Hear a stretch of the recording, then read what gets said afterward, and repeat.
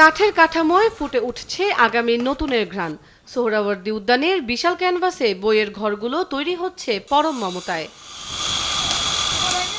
প্রতিটি হাতুড়ির ঘা আর রঙের প্রলেপে মিশে আছে 1 বছরের প্রতীক্ষা। এবারের অমর একুশে বইমেলা শুরু হতে হাতে আছে আর মাত্র কয়েকদিন। তাই বাংলা একাডেমি ও সোহরাওয়ার্দী উদ্যান দুই প্রান্তেই চলছে রঙের শেষ আঁচড়। স্টল ও প্যাভিলিয়ন নির্মাণে ব্যস্ত সময় পার করছেন শ্রমিকরা।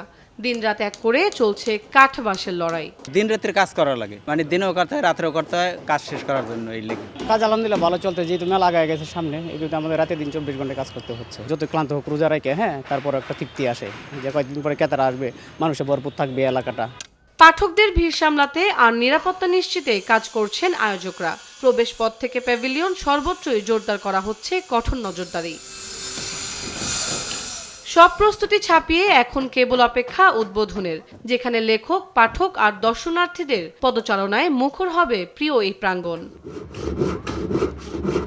তন্দ্রা তারুণ্য, দেশ টিভি, ঢাকা।